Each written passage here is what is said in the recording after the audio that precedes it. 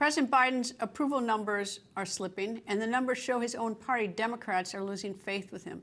The lower numbers show that his overall approval ratings, including Republicans in this, Democrats and independents, have slid down since the Israeli-Hamas war began. According to a Gallup poll, Biden's overall approval ratings in September were at only 41%, and now 1 month later, he has dropped 4 more points to 37%.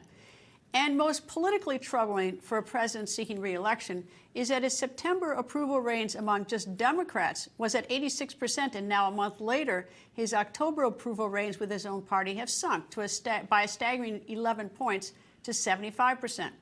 Member of the House Armed Services Committee, Texas Congressman Pat Fallon joins me. Good evening, sir. Greta, how are you doing? I'm very well. It looks like things are really heating up in the Middle East. Not that they weren't already, but now with the ground invasion having begun.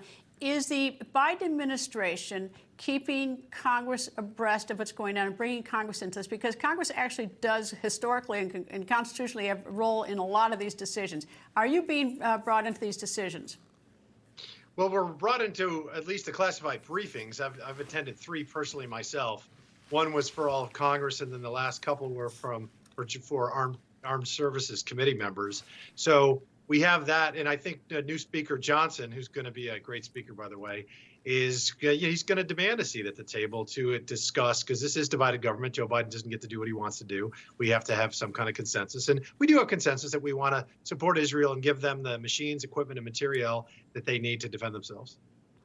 So that was going to be my next question. There's an appetite within both parties, Democrats, Republicans in the House, to supply Israel with what it needs? Yes. In fact, ironically, Republicans are far more enthusiastic. There are plenty of Democrats that are as well. But the problem for the Democrats are their extreme left wing does not want to support Israel at all. Do we have things to supply? I mean, how deep is our supply? Because, that's another consideration, because we can't just manufacture everything overnight. How deep is our supply to provide the things that Israel needs?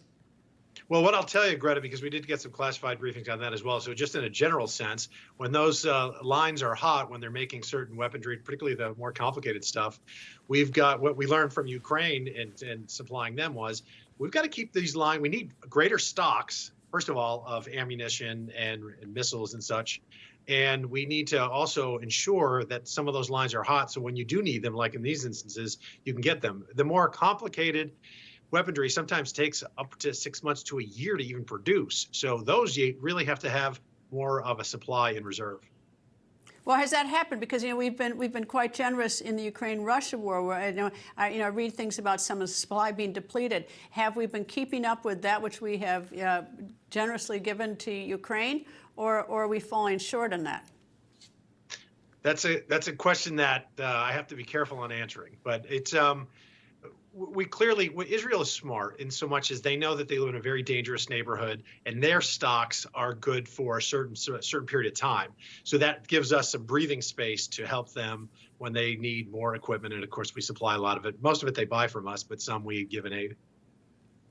All right. Now, obviously, the threats coming from other countries in the region. If the United States does X, that Iran says it's going to get involved. We've got northern Israel being hit by Hezbollah. I mean, they've got the ground invasion into Gaza, but they're getting hit on several fronts. Do you anticipate that the United States could get dragged into this deeper?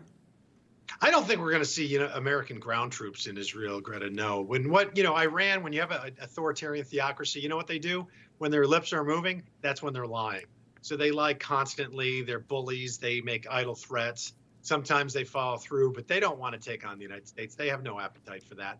That's not what they want. They want to make it appear like they're ready for that, but they aren't. What they want to do is be cowards and have Hezbollah and Hamas do their dirty work for them. Well, the United States must be taking it somewhat seriously. I mean, they've got 2 aircraft carriers in the region, and we're deploying some people in a non-combat fashion, not to Israel, but to other areas. I mean, and we've got members of our own military personnel contractors who have suffered minor injuries recently. So it's not, I don't know how, you can have such confidence that Iran is just going to sit there. Well, it's one of those situations where you hope for the best and prepare for the worst. Of course, we have to prepare for that happening. But as far as a direct conflict with Iran and the United States, it's one Iran would lose and lose badly. So I think that's one of the things. They act sometimes with great spontaneity and almost insanity. but they are sane enough to know that they do not want to take us on directly. Congressman Pat Fallon, thank you, sir. Thanks, Greta. God bless.